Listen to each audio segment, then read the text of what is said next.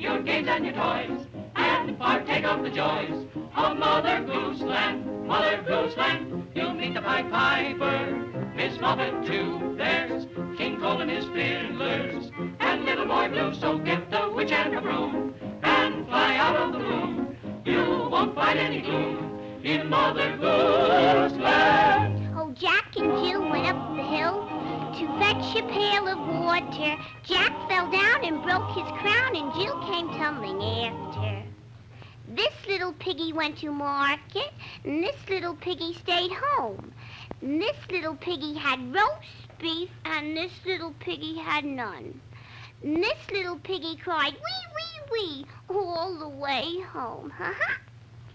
Gee, I'd like to go with Mother Goose on a journey, just to visit with the dame who lives in a shoe. Oh, I know I'd really raise the deuce on the journey, seeing old King Cole and even Little Boy Blue. Maybe Mary's lamb and Simple Simon would greet me. The cat with a fiddle might play something that's new. There is where I'd like to be. Come and join the family of the old girl who's living in the shoe. Let's go. So long, Betty. I'll keep the home fires burning.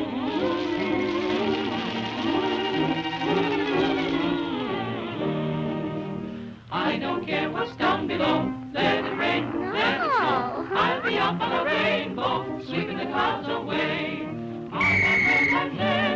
Fighters who always win are those who can take it right on the chin and grin. And so I shout to everyone, find your place in the sun, up on top of a rainbow, sweeping the clouds away. Let the whole world sigh and cry, 'cause now he's sweeping the clouds away. Little Jackie Horner leaves his corner with a plum upon his thumb, and he merrily beats the plum upon the drum. Mary so contrary isn't so contrary as she used to be, for she laughingly follows in to have some fun. A new member to Mother Goose Land. Betty Boop. Humpty Dumpty fell down off the wall, and the drum began to yell, and the drum began to yell. Hello, Tom, the piper's son, Jack and Jill and everyone. Young Tom Thumb, come play your drum with a dum to little dum dum. Humpty Dumpty, oh hear my plea. If you fall, please fall for me. Fiddlers three, come play for me with a dum to little dum dum.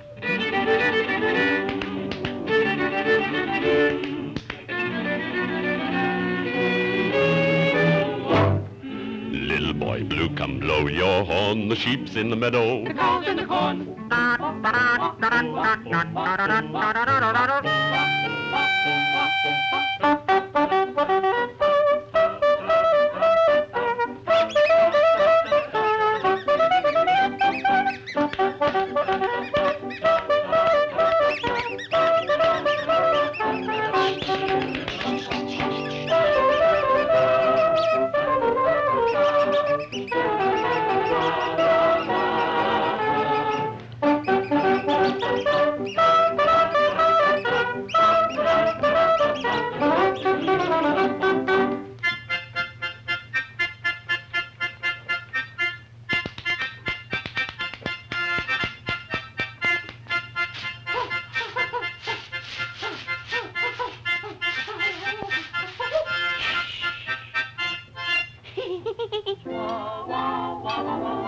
Little Miss Muffet sat on a tuffet, eating her curds and whey. Down came a spider and sat down beside her.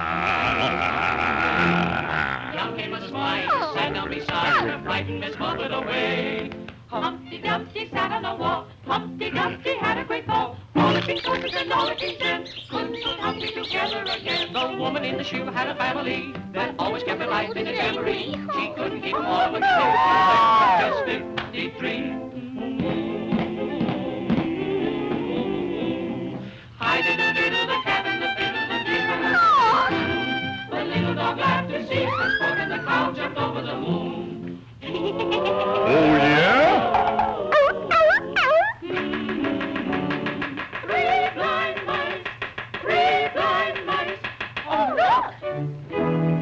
Oh, King Cole was a was he. He called for his pipe and he called for his bowl and he called for his fiddler's three. Sing a song of sixpence, pocket full of rye, 420 blackbirds baked in a pie. When the pie was open, the birds began to sing. Pack up all my care and woe, here I go, singing low. My blackbird, when somebody waits for me, sugar sweet, so is she. My blackbird, no one here can love and understand me. Oh, what hard luck stories they all hand me. I'll arrive late tonight. Bye-bye. Here I go, singing low. Bye-bye, blackbird. Where somebody waits for me, sugar sweet, so is she. Bye-bye, blackbird. No one here can love and understand me. Make my bed and light the light. Late tonight, blackbird, bye-bye. Ring around the rosy, and the fun of cozy. All the girls in our town, come for Uncle Josie. Ring around the mulberry bush, mulberry bush, mulberry bush. Ring around the mulberry bush, my fair lady. Boop-a-doop-a-doop-a-doop. Boop-boop-a-doop.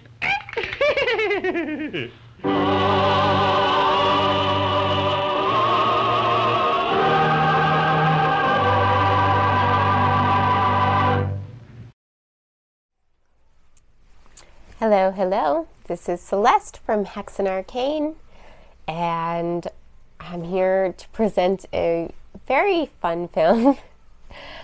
Tonight we are showing The She Gods of Shark Reef, the 1958 spectacular, very poorly rated, but also fun film about being shipwrecked on an island. And speaking of being shipwrecked on an island, I'm going to show some of my adventures that I had in Hawaii while I was looking for Morgan. During the time I was there, I only got to show you part of it, so I got to go snorkeling, see some interesting things, some cool fish. I went hiking, and I have a few stories to tell about that. Speaking of that, I don't know, let's see. I'll explain it when I get there, but yeah, I'll explain it when I get there. Some scary things happened on the trail, some things we don't speak about, but I will speak about it and hope no one ever finds out. Anyway, The Gods of Shark Reef is a fun tropical island movie I think you'll enjoy, and please watch it. If you don't enjoy it, I don't want to hear about it. Actually, I do. And it's not very long, so if you hate it, it's a short movie. If you love it, I'm sorry it's not very long. And I love showing bad movies. I actually enjoy watching bad movies, so this one is one that happened to catch my interest. And let's get started.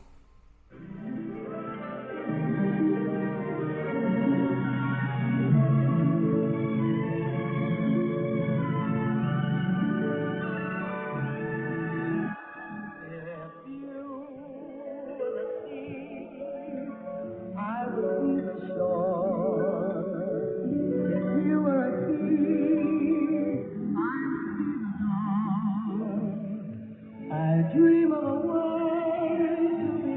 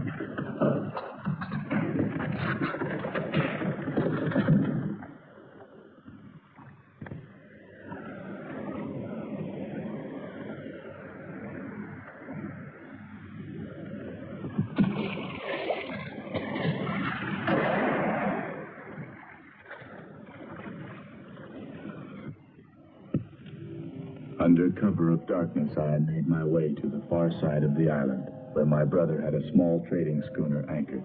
We slipped away with the morning tide and made for the island of Rarotu in the Sulu archipelago, where I had friends to hide me. But 300 miles short of our destination, a hurricane swept at us from out of the China Sea, and short-handed, we foundered on a reef.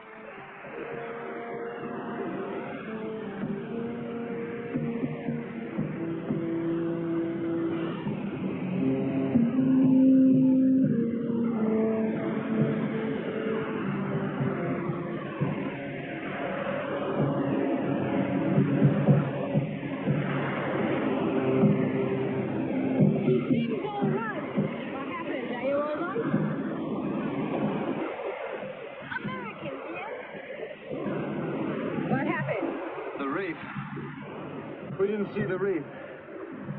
Our radio and our compass went out last night in the storm. We saw your island and we made for it. And then we hit the coral. It is the time the gods are angry. We have had great winds for a month. You were foolish to put out in so small a boat. Much was destroyed here last night, too. Jim. There was another man here. He's dead?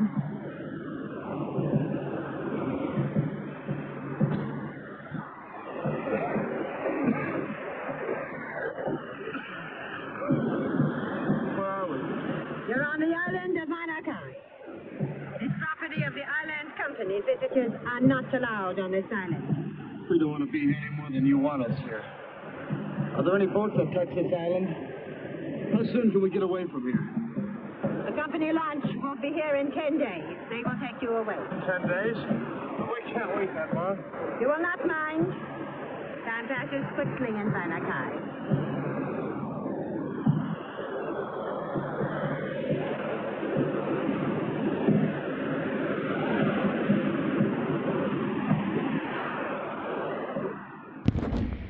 So there's tide pools here in Shark Cove, and there's a ton of little fish that make their home in these tide pools. Well, it's near Shark Cove. These are tide pools near Haliewa next to Shark Cove, and it depends on the tide. In high tide, you can do more swimming here, and in low tide, you can do more wading. There's really sharp rocks, and there's lots of sea urchins, so protective footwear like water shoes is a must to get through here, but it can be really cool. There's been reports of all kinds of things you can see, like octopus. I've seen an eel here, and let's see what we can find. Sound quality is probably terrible, but here I am in the tide pools. Right over there is the open ocean. There's lots and lots of fish in here, lots of life. Saw some whales. Life is good.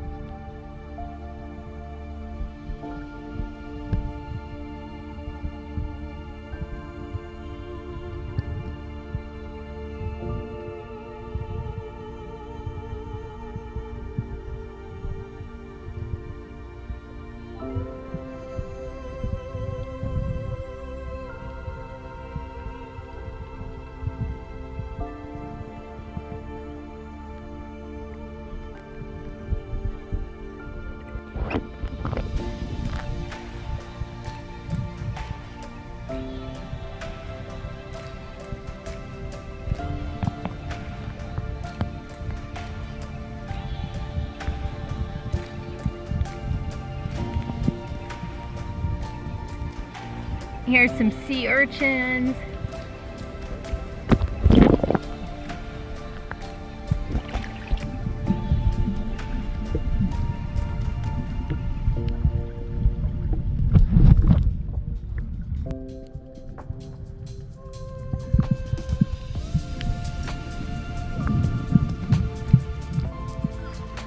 I'm here at Hanauma Bay, which is a nature preserve in Hawaii on Oahu.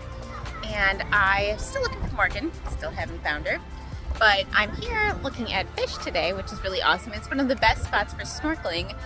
Unfortunately, there were a lot of people that came here. There was overfishing, and so in the 60s, got turned into a nature preserve to preserve some of this beautiful place. And I'm going to show you all around. It was originally a volcano, ended up creating this beautiful bay, and there's a reef in there that's protected and a lot of fish. There I saw some fish, I saw some sea cucumbers, so I was able to get a little bit of video of snorkeling in there. But it's a beautiful place to visit. It's hard to get in, so you have to pay to get in, you have to get tickets to get in. Tickets usually sell out within 4 minutes. You have to get there on a time slot, and you have to watch like a video about how to preserve the reef and be respectful here. So there's a lot that goes into getting here, but it is so worth it if you can make it.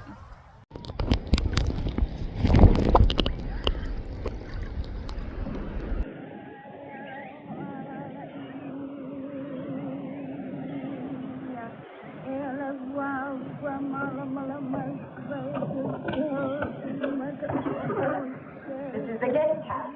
It's yours while you are here. There is no need to pay. House is empty and everything here belongs to the company.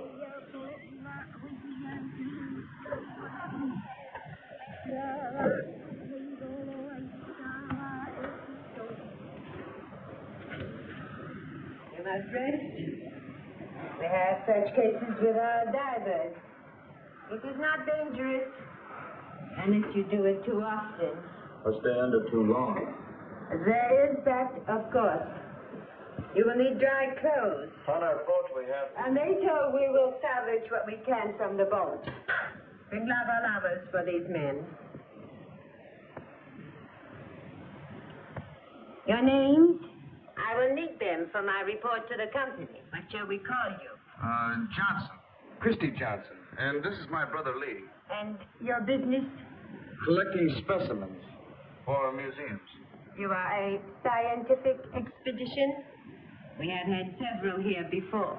Just freelance. I collect marine life, fish, and what have you, and I send it back. They pay me enough to keep me going. What's this? This will replace your trousers, sir. This is an island of women. We have nothing else. Go back to your work. Wait, the girl that pulled us up.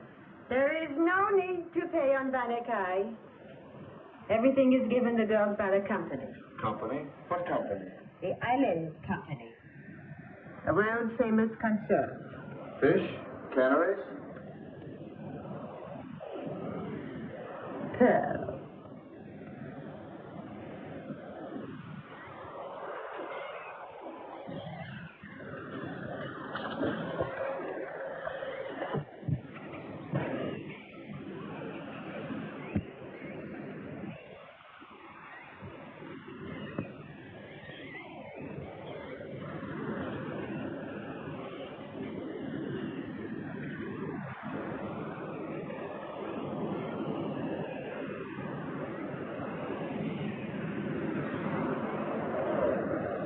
What is that she's doing? Looks like a semaphore. Semaphore? She's sending a message? About us? Probably. The police will know I'm here. We're too far from port. Anyhow, they can't know so soon. Maybe not, but they will in 10 days. We can't wait that long. By then, every island in the group will have my description. Nobody will look for you here. Look, there's a warrant out for me. A Navy ship could come through here any time. What can we do without a boat? The storm fixed us. Gotta find one. Must be some kind of boat around this island. Gotta keep going. Get to Rara, too. Once I'm there, Matapa will hide me. I thought you were going to stay away from him. That's how you got into this mess. How I got into it doesn't matter. I'm not going to let them take me back. If only you hadn't killed the guy. There wasn't any other way. I told you that. No, there wouldn't be with you. Don't give me any of your two-bit lectures. You said you were going to help me get to Rara, too. If you want to call it off, I'll make it by myself.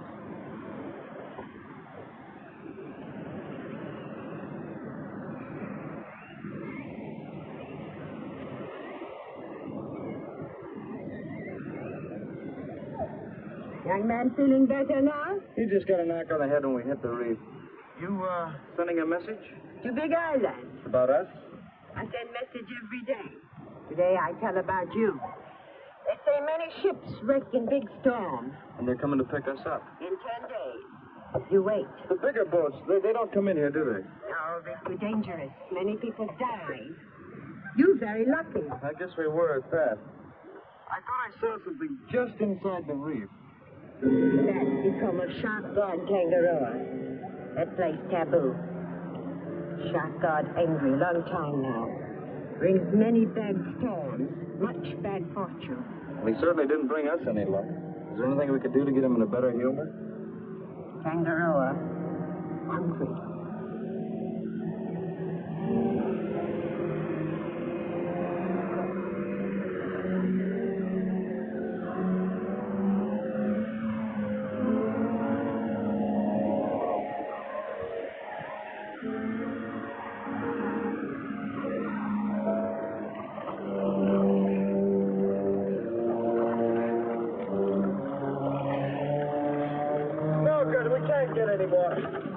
We do. The tide's so strong that we'll have the whole thing out to sea by morning. Come on, we're going back. $3,000. And what have I got to show for it? Blame me, don't you? If it hadn't been for me, this wouldn't have happened. I don't blame anybody. It's just bad luck, that's all. Well, it's about time we had a little good luck for a change. Fortune helps those that help themselves. Come on.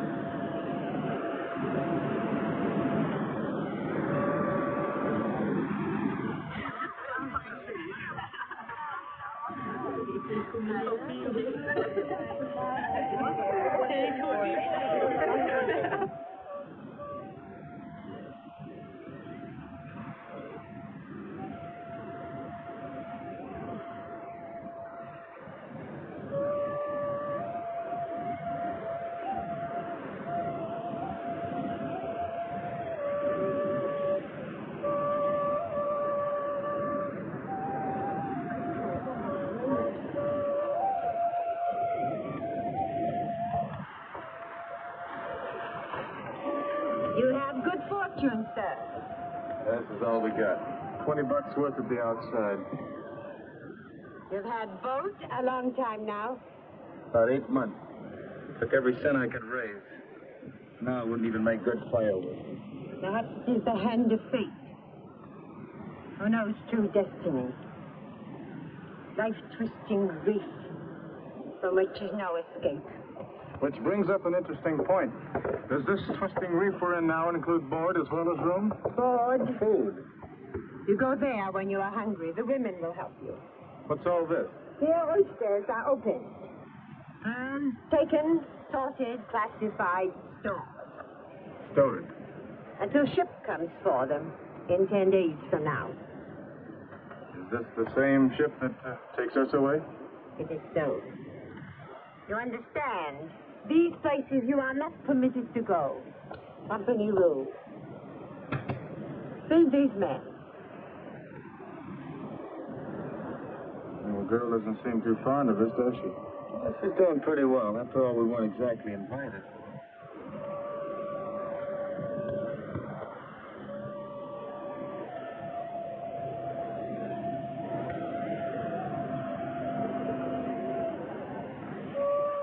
Speak to her. Make friends. What? You heard me. She knows this place. She can help us. Go on.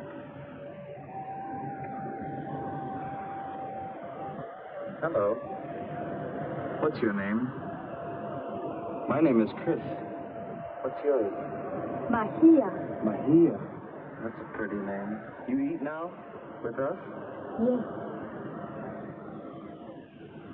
Come, I shall. Friend too? Mahia, this is my brother Lee. Me. Come, we eat. Hey, looks like good chow.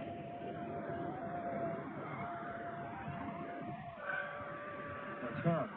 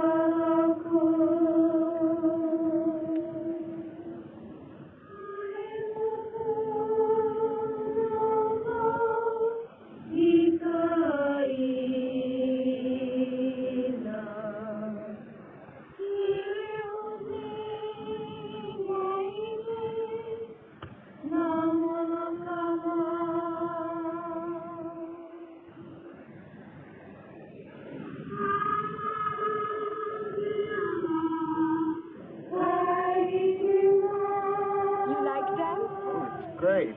It's very easy. Tell stories. Boat. Come to Reef. Boat. Hit. Reef. Big wave. Take Chris to bottom of sea.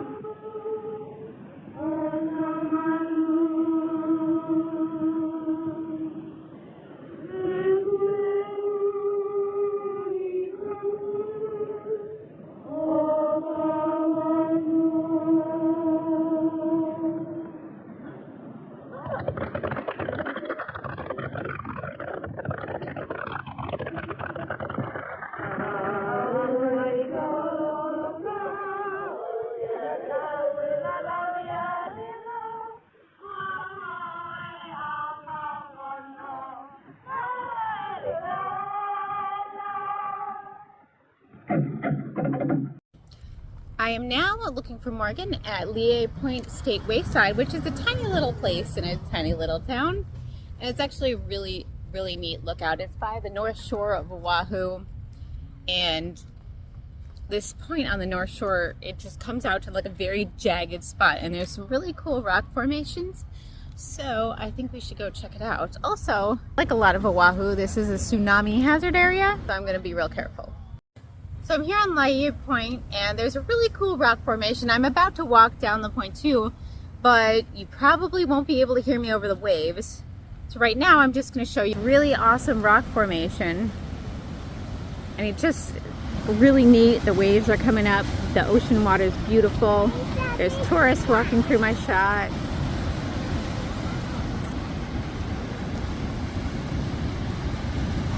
So just a phenomenal view. I'm hoping maybe Morgan made it here.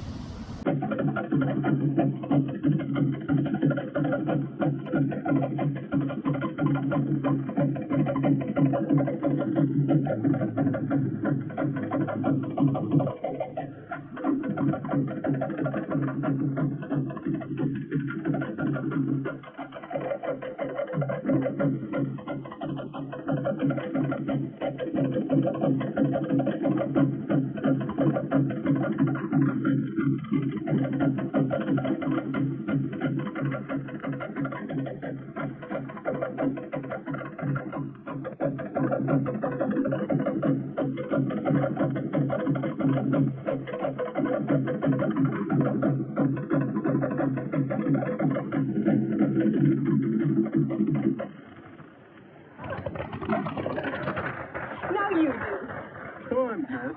Show your hoof. Come, I show. Make him dance, Mahia.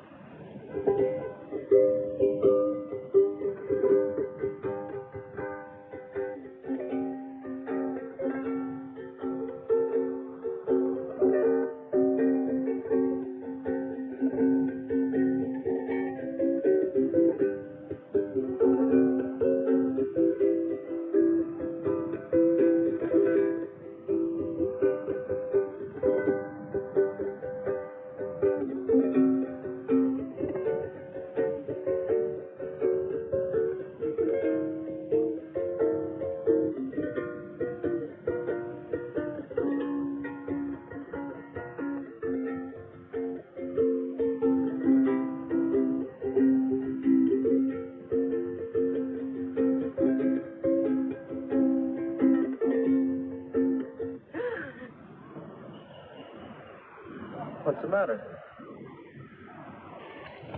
What is it? Bad.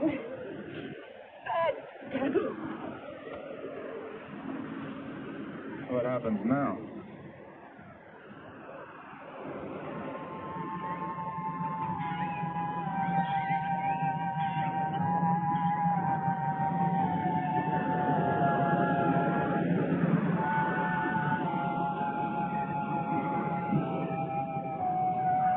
Aren't you going?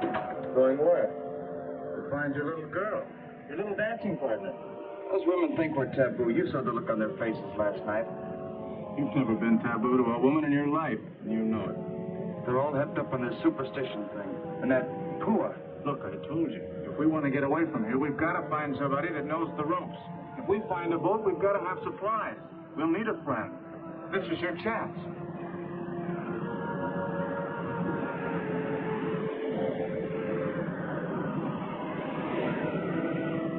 I saw a shark come through the reef this morning.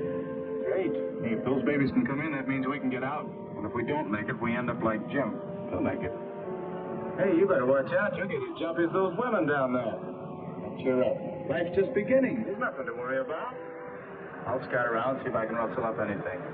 You try the girl. You've sure got your philosophy.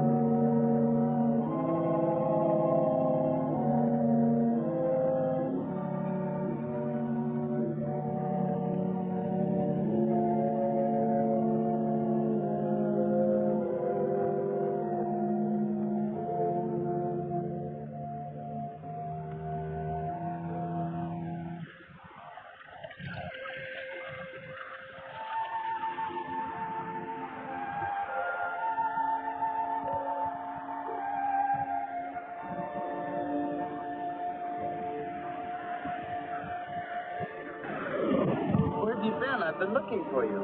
Mahia. Well, why aren't you with the others in the bay? Who I say Mahia work here? Because of last night? What happened? What does it mean?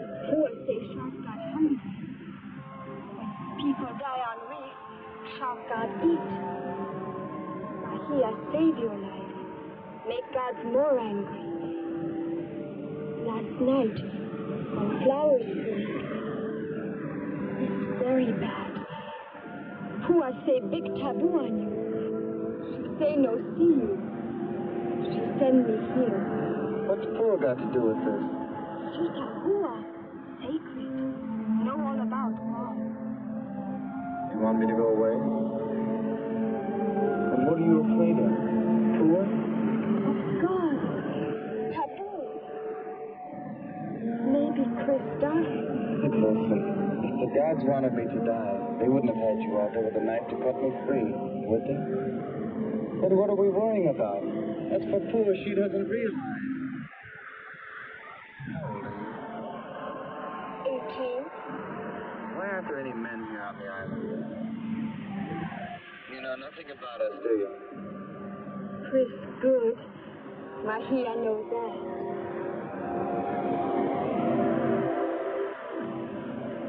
Don't.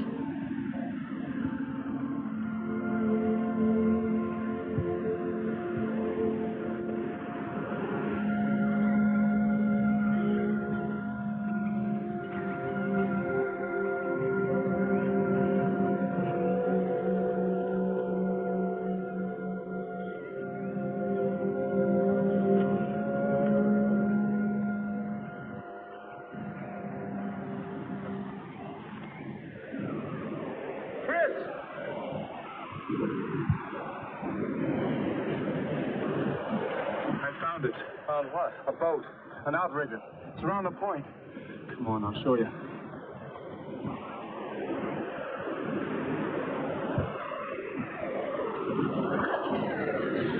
There.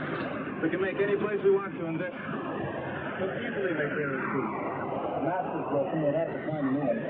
Otherwise, she's in tip-top shape. Chris, I've got to get going. Get away from this island.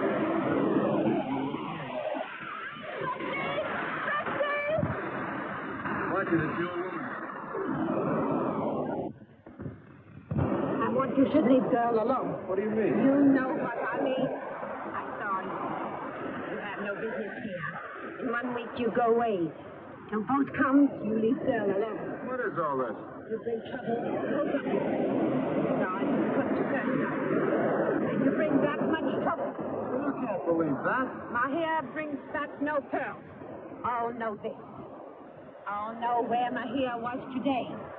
Now some think she too bring bad luck. Mahia? Mahia's not here on this island. Your life, some other places. There is no other place for Mahia. Leave girl alone. But I warn you now.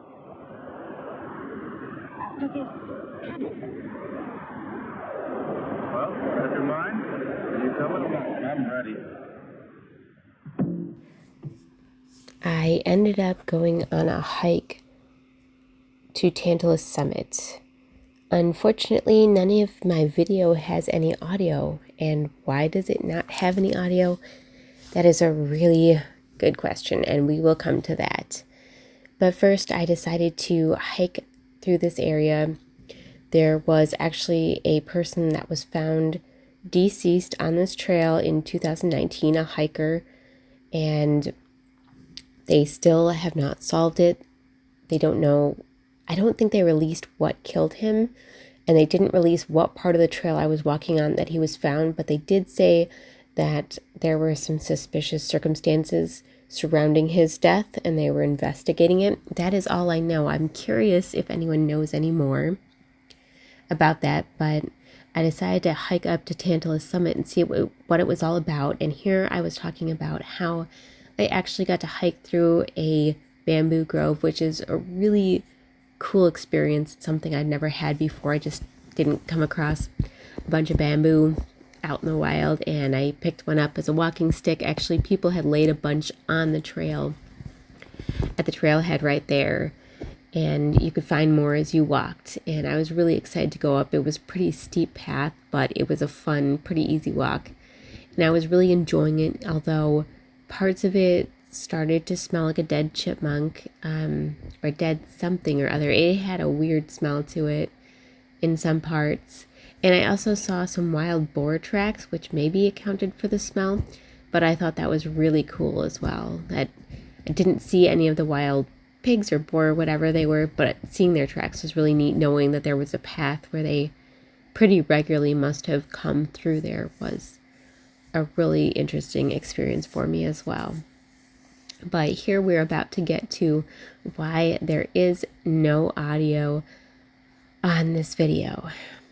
So while I was hiking up, I was talking about all the sights and all the things, and it would have really been cool to show you, but I started to notice the smell was getting worse. And so I started looking around, and I found someone, and I thought that I would interview her about what she was doing and what she liked about the trail. And she was acting real weird and kind of giving me the creeps at first. It started out fine, but then she was like really straight-faced, and she kept saying, I'm not doing anything. There's nothing to see here. And you know, the kind of thing that you would say if there was something to see here. And so I started looking at what she was actually doing back there, and it looked like there was in fact some kind of something she was disposing of. And then I made it to the summit. Here is the map for Tantalus Summit, and as you can see, it's just a road. There's nothing too much going on here. It really wasn't, it was worth the walk, and it was interesting, but there was no big view at the top of it or anything like that, which was kind of interesting and slightly disappointing, but it was still a really cool hike, and it was a really neat experience going through the bamboo grove especially. But that creepy hiker just really was bothering me the whole time when I was going up there. It was just, I could not stop thinking about it and what was going on, and I was like, I need to just go back down here and leave this area and never speak about it again, which is what she told me to do. She said, just leave. Nothing happened here. You didn't see anything. I'm not disposing of anything. There's nothing going on here. But then, as we were going down there, I was going back down the trail, and there I was just walking, minding my own business, and all of a sudden on the way back, there she was right behind me. It really startled me. And so I kind of got concerned because she was walking at a quicker and quicker pace, and then I felt really relieved because there were other people there. But after they passed me, she tracked me down and forced me to delete all my footage with thinly veiled threats, and I managed to just delete the audio, and which is why there is no audio here. Thank you, nice hiker, for not killing me. I feel lucky to have gotten out alive, actually.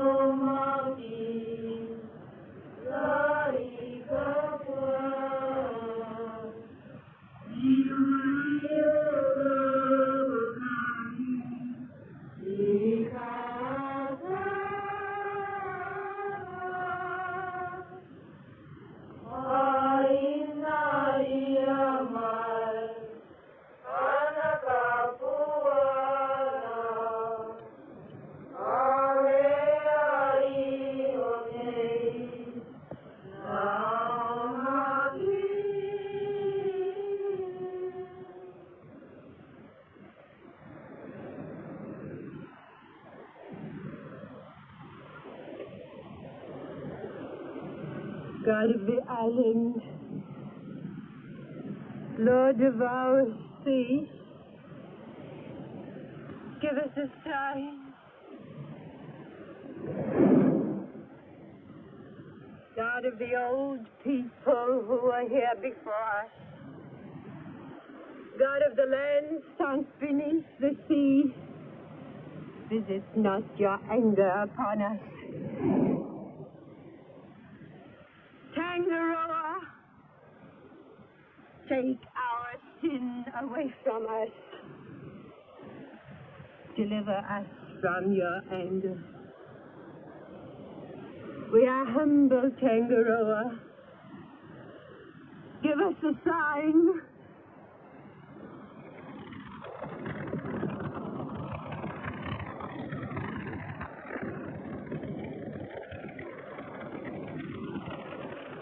I too are not satisfied.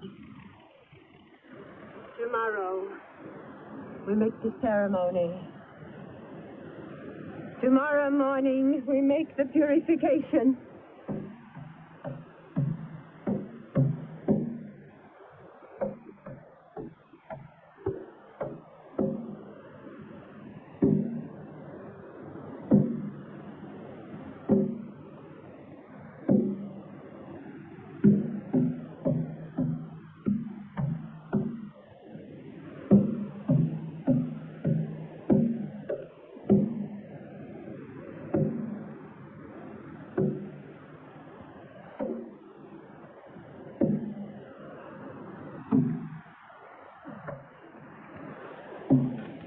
What's going on here? What was all that? I too angry. We have sinned. I too? Yes, of the dead. Dead? There are no dead here. There are many. Tangaroa has many I too. Other man with you, he there now. He I too. When Tangaroa hungry, I too call to us. We go tomorrow. Go where? To him. We bring gifts. We swim out. But you didn't go there. You said the water was dangerous. And the sharks. The shark is God. But you could be killed. God, hungry. Why, that's insane. You can't go. No, Chris. Mahia bad. Mahia bring bad luck to everybody. Mahia makes God angry. Mahia, go!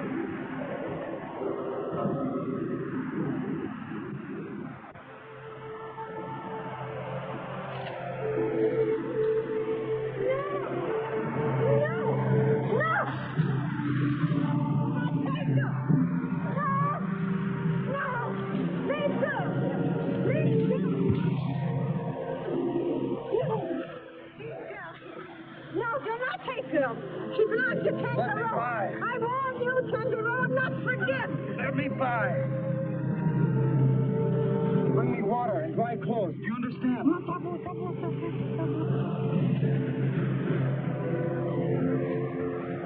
She hurt? I don't think so. Give me something to clean her with and some water for her to drink. All right.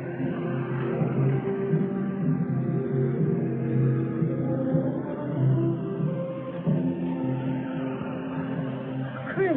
Rest now.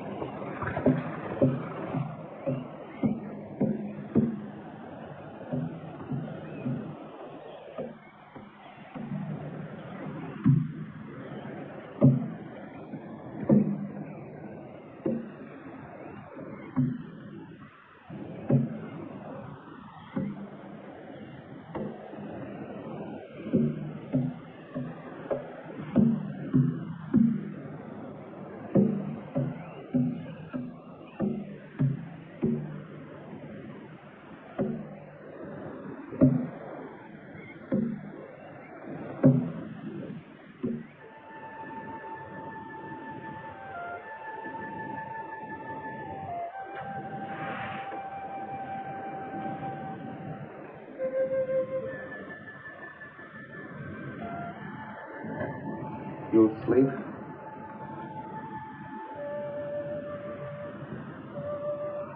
Mahia, will you go away with me? Go? Away from the island, away from Benakai. Oh, then oh, let Mahia go. When boat comes, Chris leave. Mahia stay. If you could go, would you?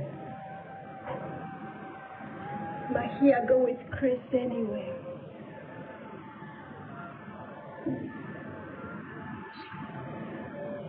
Chris leave? I'll be back in a little while.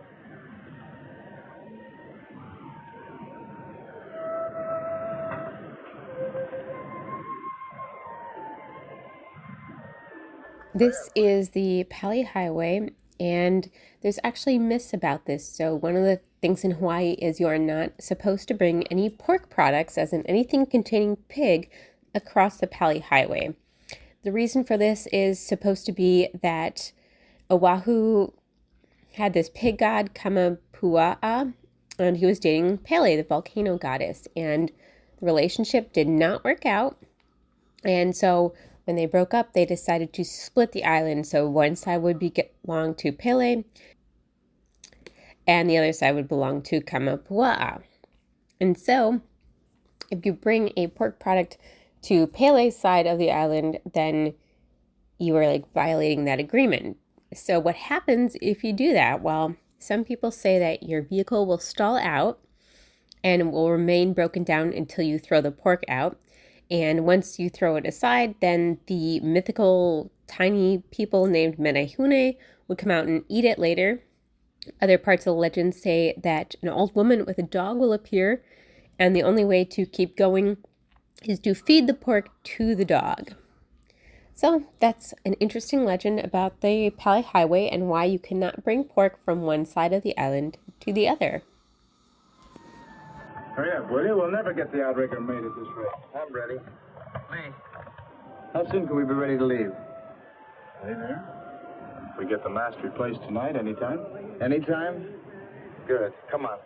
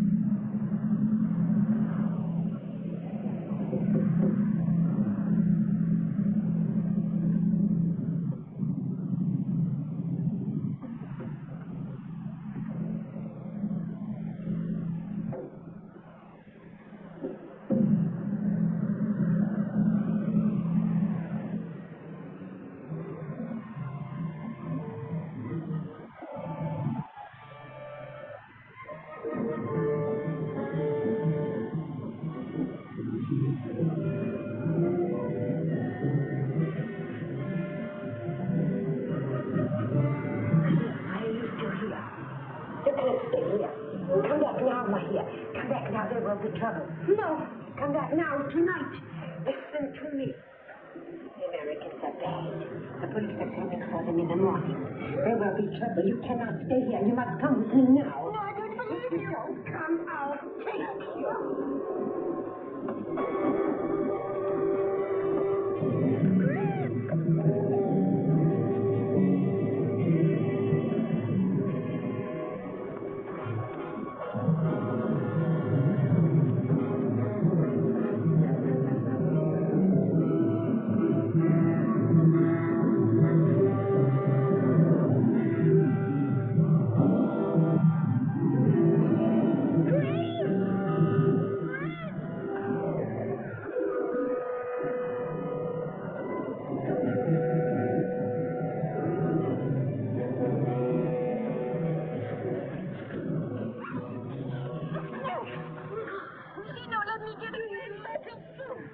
Now, if he will ever get away, I will tell the others.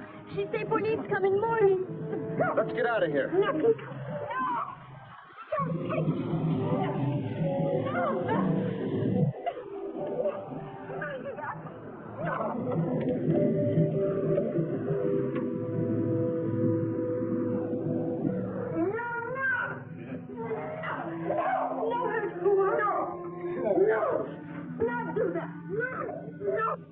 You know what this means? We're going to have to leave tonight.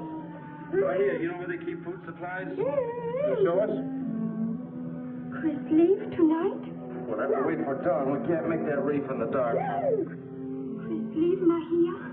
Of course not. You're not taking the girl. I am. We can't do that. Aren't we in enough trouble already? What do you want me to do? Leave her here? You know the others think she's brought some sort of a taboo on them after saving our lives? And after today, that shark. I think it's some kind of a god that's giving them trouble. And what kind of a time do you imagine our friend here's going to give her? Oh, if the boat's small enough, it's going to be a hard journey. She's sick. She'll go, won't you, Maria? Mahia go with Chris. It's always the same, isn't it, Chris? You got to louse things up because of some dame. She's that way. She's just a kid. And what are you going to do with her when we make land? We haven't got any money. Or is that your idea? She's an ace in the hole.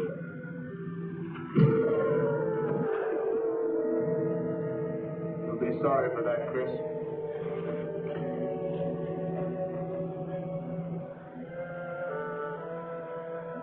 We'd better get some supplies. Is there a map or anything on the island? Show us where to go? Not enough. So island. All right, you get the food and water. I'll get the map. You want me to go with you? No, there's not enough time. It's nearly dawn now. You load the boat.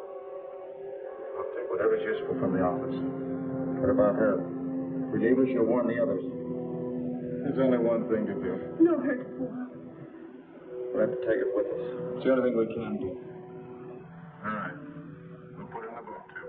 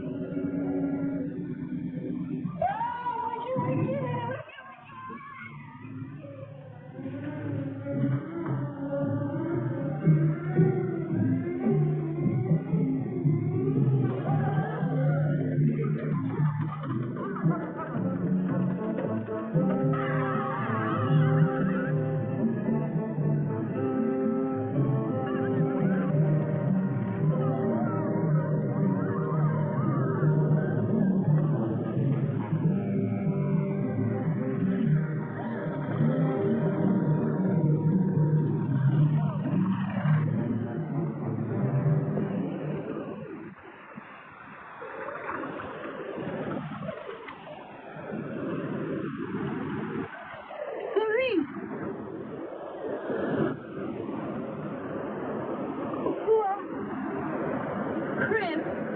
You should have left her on the island. I told you that. I didn't know what was going to happen. I thought we'd get away without any trouble. Untied poor Chris. Might as well.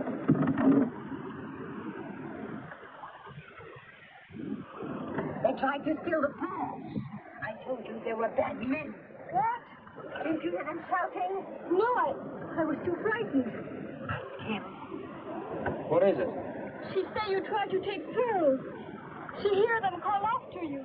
Take pearls? You're out of your mind. I haven't any pearls. This is all I took. Give me the map. So this route to World War II is past the big island. They'll be looking for us. We'll have to find someplace and wait. And where do you suggest waiting? We can't go ahead and we sure can't go back. There's only one place left. The reef. We can't spend all day in that rough water. Part of the reef rises above the water. We'll land there and wait. They will kill us. You cannot land boat on those rocks. We've got to. It's our only chance. We'll have to try it. This is a sea turtle. It looks like a rock, but it's a sea turtle.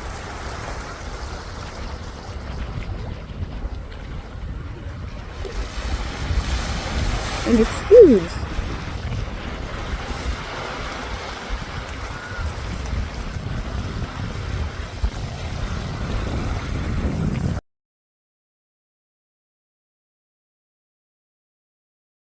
These are some sea dragons. Elvis turned around for me. One time I was young, I was snorkeling and a giant school of these things chased me all the way to shore because I was wearing yellow. I think it was because I was wearing yellow, but it really scared me. This is a giant grouper. They said it's about 200 pounds. And then a zebra shark and a white-tip reef shark. All of these tiny spots are itty-bitty little jellyfish. They're so tiny. There's for reference. Oh, these are blue. Are they jellyfish, Morgan?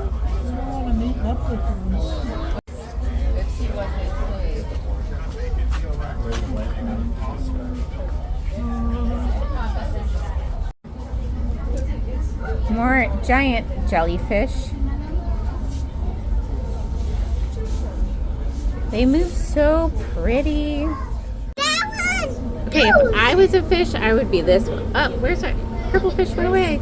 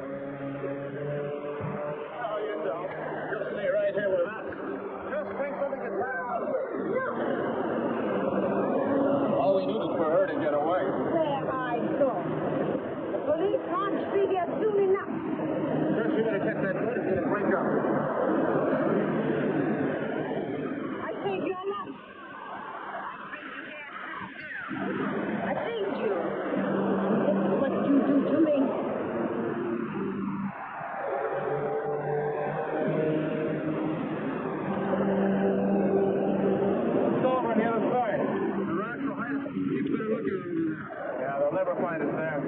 We'll be gone tonight. That'll be the end of it. What?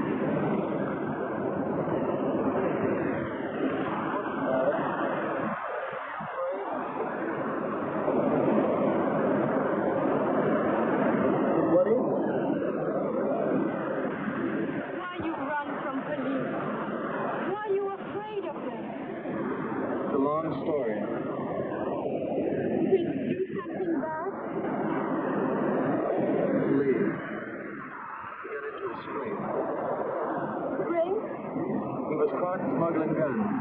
He hit a man and the man died. But you afraid too. He came to me to help him. That was my boat that was wrecked. He has some friends in Raritan that'll help him. Please, you'll never find him. Lee, your brother. But he's not like you. I've got to help him.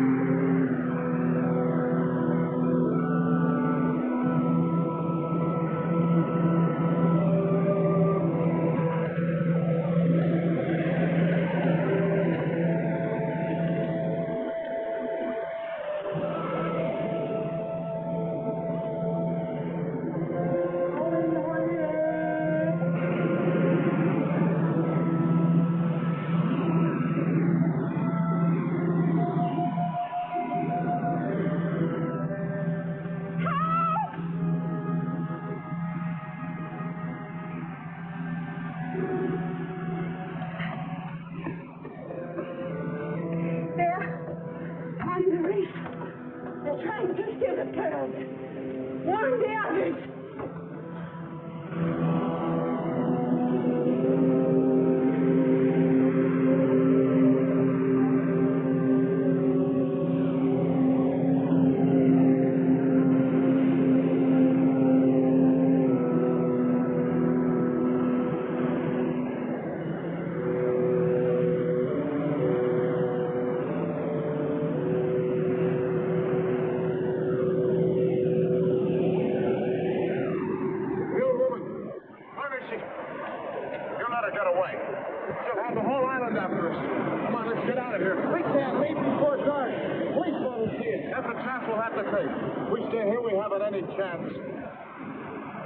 What's this? Where did you get these? Where do you think I got them? You went back there. Why not? We're broke. What do we got to live on? Those we won't have to worry for a long, long time. Nobody see you? Nobody try to stop you? Nobody? Nobody? What are you trying to do? Cross-examine me? But there's always somebody guarding storehouse. You did not see her? All right, I saw her. And she didn't try to stop you. You won't be stopping anybody for a long time. It always ends up like this, doesn't it? What was I supposed to do? Surrender to some old woman? Let's take those pearls and get out of here. We can't go on running forever. Right?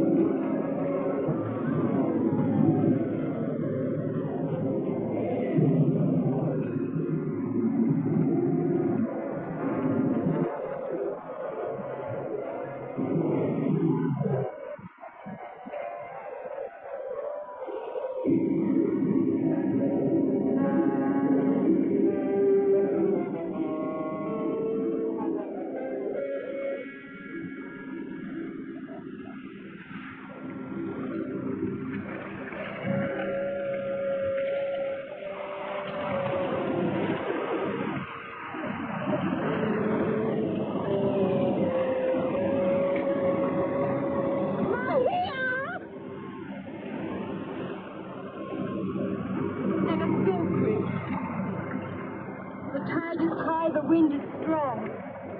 We'll leave evil behind us.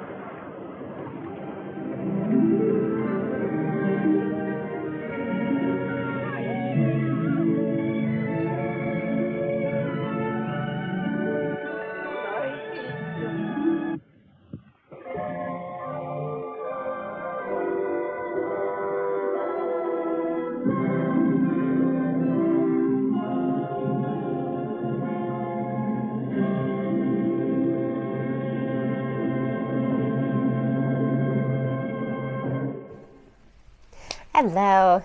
Thank you so much for joining me tonight for the She Gods of Shark Reef. This was a really fun movie for me to show. It was an interesting experience. I know this was kind of random all over the place just because I did a lot. I saw a lot. When I wasn't looking for Morgan, I was hiking, I was exploring, I was snorkeling. I hope you enjoyed all the fun fish that I managed to catch and the octopus, even though the one died, which was really sad. But I still thought it was such a cool experience to see that going on. And joining me for that hike, sorry about the sound there. Again, creepy hiker.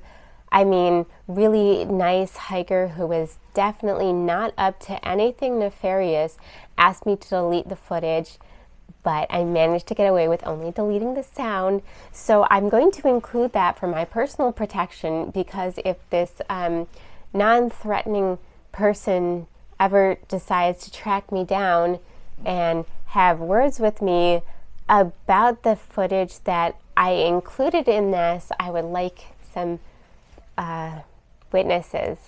So thank you, very nice hitchhiker who terrified me a lot and chased me down and forced me to delete stuff, for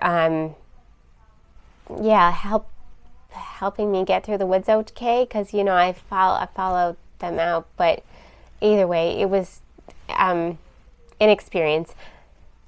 It was fun, right? It was fun. Anyway, so thank you to the hitchhiker. Thank you to the lovely hiker. I know you weren't up to anything, even though it smelled really bad over there and you were doing something extremely suspicious with a large object in the woods off Tantalus Drive, where other bodies have been thrown. So even though you were there in the woods with something that smelled really large object that was really bad, acting suspiciously, I'm sure that despite how terrified I felt at the time, it was probably not you. It was probably just the area that was scaring me. And so I appreciate you guys tagging along with me for this adventure and for the She Gods of Shark Reef, and hope to see you all next time. And as always, we will hex you soon.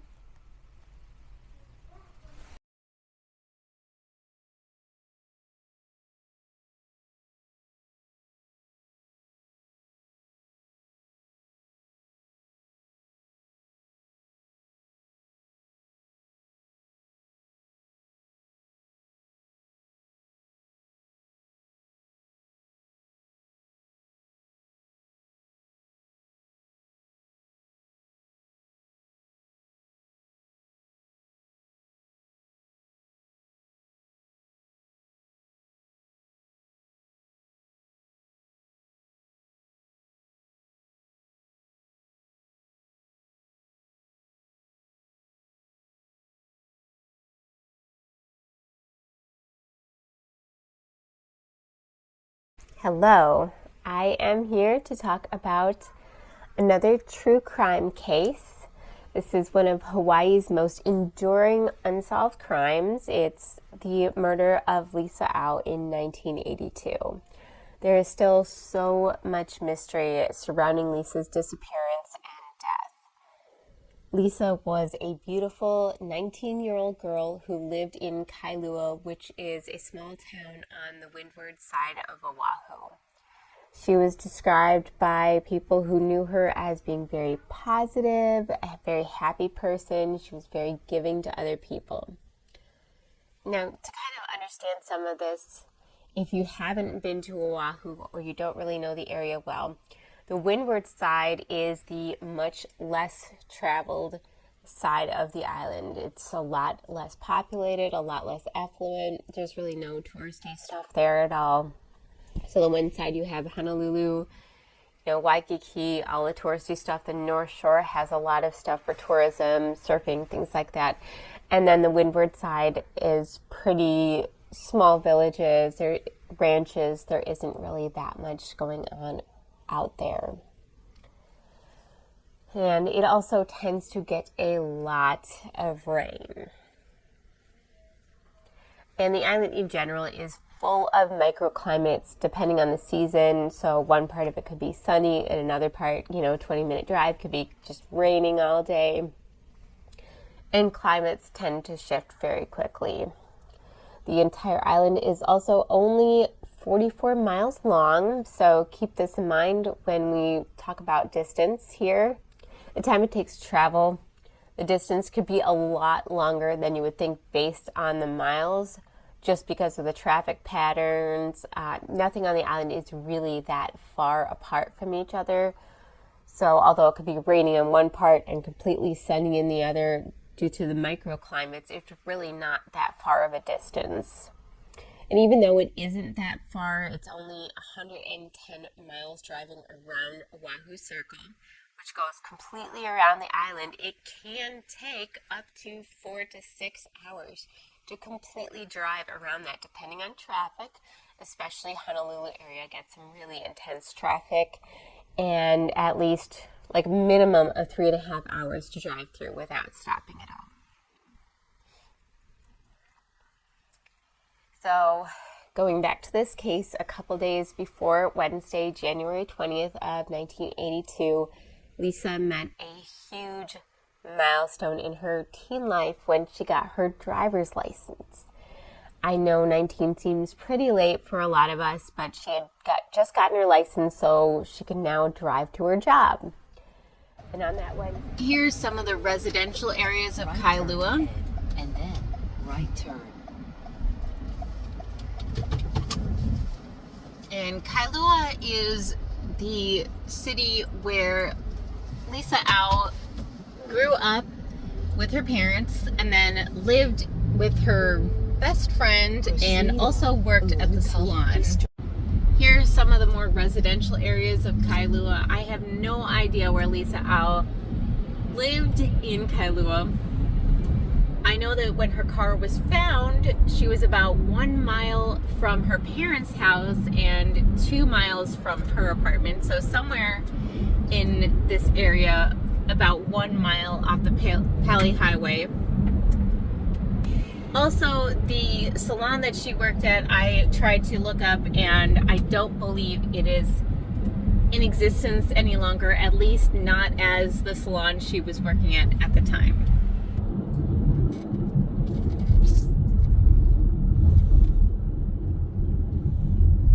Yeah, Kailua is super pretty mountain.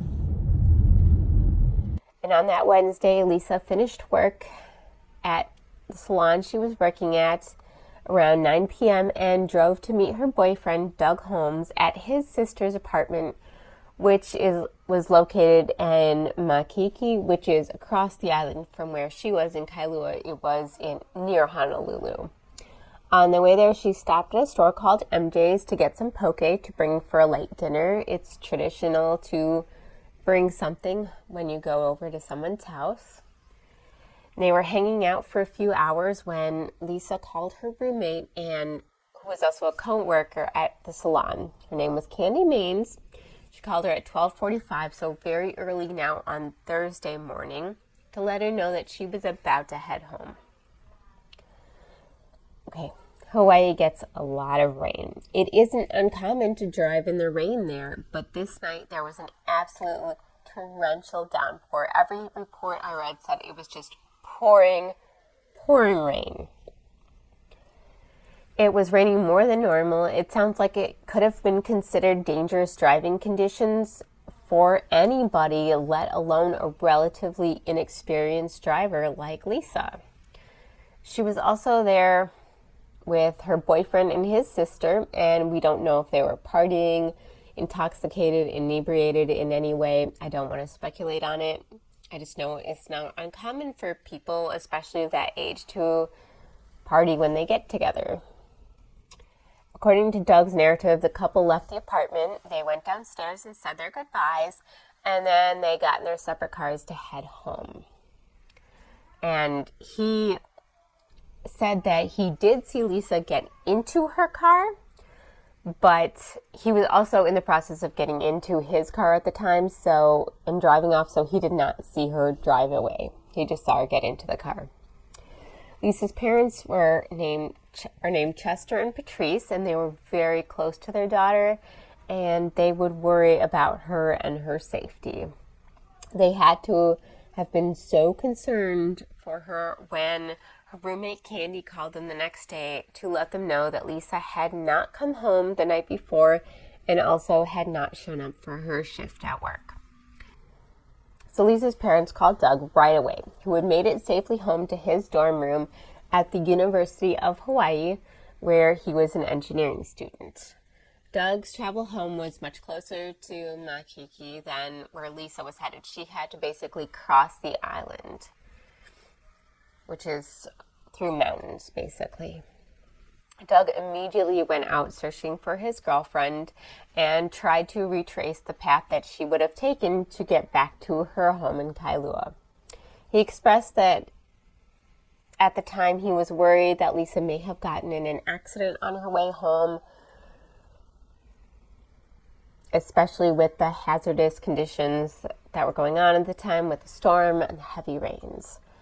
While Doug was out looking for her, the police were also alerted to Lisa's disappearance. And it was Doug who would eventually find her car around 2:30 p.m., pulled over to the side of the Pali Highway.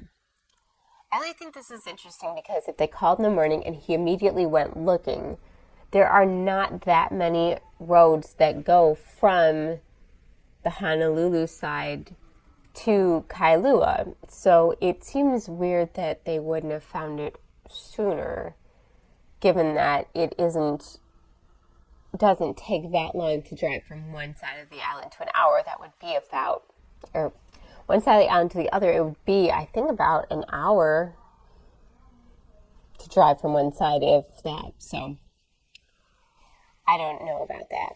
But Lisa's 1976 Toyota was found only 300 feet away from a payphone, a mile from her parents' house, and approximately 2 miles from her own apartment. So this is the Pali Highway. It goes up the side of the mountain. There's some overlooks.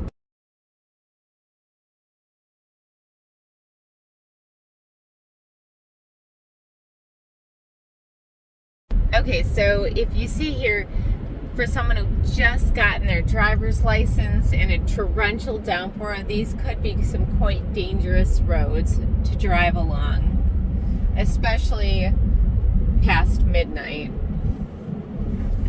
But very beautiful stretch of highway as well. All right, now we are going up the Pali Highway from Kailua, and Lisa Au's car was somewhere between a mile away from Kailua because her parents' house, she was about a mile away from her parents' house when she stopped. She was also stopped very close to a telephone, but I don't think the telephone would be there anymore, obviously, since payphones don't really exist often. But anyway, imagine this in torrential downpour. My ears are popping now, so you can see we're getting some elevation, and it would be about a mile up this road where her car was found on the way from Honolulu. Lisa was not found anywhere around the car, though, and when the police came there, there were a few things that seemed really strange to them about the scene. The first thing that they noticed was that the driver's side window on Lisa's car was rolled partway down, and the driver's side was completely soaked, and there was about 2 to 3 inches of water sitting at the bottom of the car. that gives an idea of just how heavy the rains were that night. So she had rolled down the window of her car and it had been left unlocked, or somebody had rolled down the window of her car. It had been left unlocked and a lot of rain came in. But in this part, kind of gives me goosebumps. Lisa's purse was sitting on the front seat. Some reports say it was the driver's seat. I've seen another report that said it was the passenger seat. Anyway, both seats were wet from the rain, but the purse itself was reported as having been completely dry. That seems like an impossibility if the purse had been there on the seat the entire time. Another thing about the car that struck investigators at the time was that the car's battery was dead when they found it, but it turned out that the parking lights and the windshield wipers had been left running, so it makes sense that the battery would have died. But then when the battery was charged, everything seemed to be working with no problem. It appeared to be good working order, which indicates that Lisa seems to have very quickly, abruptly left the vehicle because she left the lights and the wipers on, but it wasn't that she pulled over because there was something wrong with the car or her car broke down. And although she was near a phone, she did not call for help. And she was also in walking distance from her parents' house, although would have probably been a very unpleasant walk in the pouring rain. But she also did not make it there. When a forensics team checked out the car, they made the determination that the car had been wiped clean, which is also suspicious, and who knows what kind of evidence could have been destroyed with the rain. So was the window left open on purpose to destroy further evidence? I don't know. Because of all these suspicious findings, the police immediately took action and conducted a widespread search for Lisa that started almost immediately. There were hundreds of volunteers who joined the search, including many soldiers, as Oahu is known for its large military presence. There is a big military base there. There were lots of soldiers, and everybody was joining in on the search. There were over 150,000 flyers that were distributed around the island looking for any information, any sightings, any interactions with the young woman who was described as being 5'5" and 120 pounds. Despite these massive efforts, no leads turned up as a result of this search.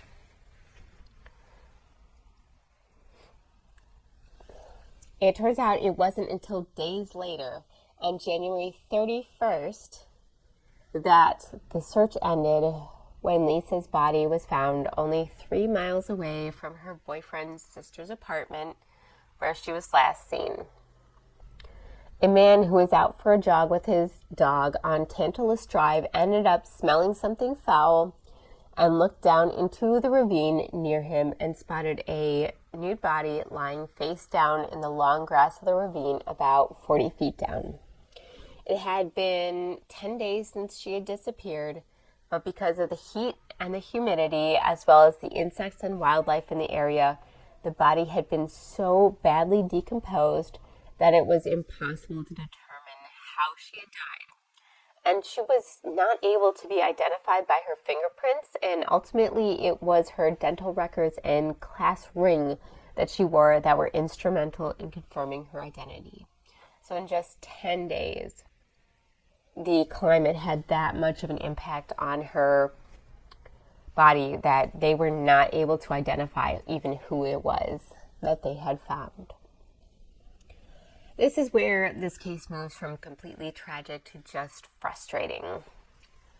There were attempts made to solve this case and determine her cause of death and who had kidnapped and killed her, but there were many errors made by police and investigators in the case, and you're still left with more questions than answers after all this time. There were 2 efforts made to determine the cause of death. One was right away when they found her, and another was a year later. Lisa's body was exhumed and her skull and jawbone were examined, but in both cases it was reported that the advanced decomposition of the body had made it difficult or impossible to draw any conclusions as to the manner of death. However, due to all the circumstances surrounding the case, Lisa's death was ruled a homicide, and police began looking for her killer or killers. I do want to note that although it is only 3 miles away from the boyfriend's apartment, I drove up Tantalus Drive. It is a very slow drive. Tantalus Drive goes up to Tantalus Point. It's like a summit of a mountain. So you're basically driving on this long, slow, windy road up a mountain. So the distance is very short. The drive itself takes kind of a while. There's lookouts on it, and it's very twisty, turny, slow going. Also fairly remote. This is a more remote area. So this is very jungly, and the other thing that's striking me going up here is, one, this was the 80s. There's lots of overgrowth, and also the night that she went missing, it was torrential downpour. So this would have had very poor visibility, probably been a very difficult drive to go on to dispose of the body. There's a lot of switchbacks back and forth. It's very narrow in parts. It drops off sharply in other parts here. So that would have been a really intense drive. But Tantalus is very close to Lisa's boyfriend's apartment, where she was Lisa's boyfriend's sister's apartment, where she was partying that night, and she didn't leave there until 12:45, which would have been obviously the next morning. And he was the last person to see her alive. I love the jungle look, though. It's very cool looking up here. And we are getting really high up on this mountain, but our ultimate goal is to go to Tantalus Drive, near where the trail to the summit is. Although her killers have never been found, police did come up with a few suspects in the case and some interesting theories as to what happened to Lisa that night. Specifically, there are 3 main theories that have been put forward. One is that Lisa was killed by someone she knew, or she was killed by a stranger in a crime of opportunity, or she was killed by a still unidentified serial killer who was active around that time during 1985 and 1986, known as the Honolulu Strangler. Honolulu Strangler killed young women around that area in Honolulu, Waikiki area, and that case has never been solved. The Honolulu Strangler has never been caught, as far as we know, so we don't have answers on that. If it was a crime of opportunity by a stranger, it was also possible that she had some car troubles, which we kind of ruled out because her car seemed to be in perfect working order, or that being an inexperienced driver in a storm, she pulled over to wait it out a bit and someone saw an opportunity. Another idea is that someone was masquerading as a police officer and pulled her over, using the guise as a means to kidnap and kill her. I believe there was a witness who said that they were followed by someone with like a blue light that seemed like a police light that night. So there is some idea that it could have been someone masquerading as a police officer who pulled her over. Another idea is that Lisa's boyfriend at the time, Doug Holmes, was responsible for her murder. There were some slightly suspicious circumstances related to his involvement in her disappearance. For example, he was the one who first found her car after she was reported missing. If you remember, when he came upon the car, he claimed that there were several inches of water on the floor of the car from the rain, and the driver's seat was completely soaked. Yet Lisa's purse was on top of the seats and it was dry.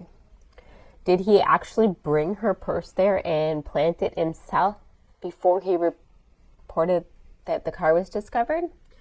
That is an idea. So at the time, there was a lot of fake leads too, because people were saying, oh, everything was there except her driver's license. Somebody took her driver's license or she left the car with it. It turned out she had left her driver's license at the poke place when she bought poke. So that kind of threw people off, though, because it wasn't correctly reported at the time. Doug did end up failing 2 lie detector tests regarding Lisa's disappearance and claimed it was because he was feeling really guilty for letting Lisa leave that night to drive home herself despite the bad storm. So he was feeling responsible for her death in some way. There was also a witness who was near Tantalus Drive who claimed to have seen a man in a blue car like the car that Doug drove, driving with a woman in the passenger seat who seemed to be asleep or unconscious. As someone who often sleeps in cars, though, I'm not sure how much weight to really put on this, and the claim also could not be verified. Ultimately, police determined that there was no apparent motive for Doug to have killed Lisa, and the case went cold. There was people saying that they thought they heard arguing that night from Lisa and her boyfriend and that he had been wanting to break up with her. I don't know if that's a motive for murder. Also, if that was the case, then it seems like he would have killed her, brought her, since her body was found closer to his sister's apartment. He would have killed her there or something and then dropped off her body in his car and then driven her car and dropped it off himself. And then he would have had to get a ride from someone else, or he followed her in some way and got her pulled over or had her stop and then kidnapped her and killed her and drove her in his car all the way back up to Tantalus. I don't know. The whole thing doesn't make a lot of sense. Maybe someone else can make sense of this for me. So to this day, the murder of Lisa Au remains unsolved. Was it a crime of opportunity, the work of a serial killer, or did Lisa's boyfriend end up killing her that night? With so much time having passed, I'm not sure we'll ever have an answer to this case or how Lisa died that night. It remains a cold case, but it isn't impossible that it may someday be solved. If you have any information about the case, please contact the Honolulu Police Department. Come forward with any information that you have. It doesn't matter how long it's been, how much time has passed. The family deserves closure.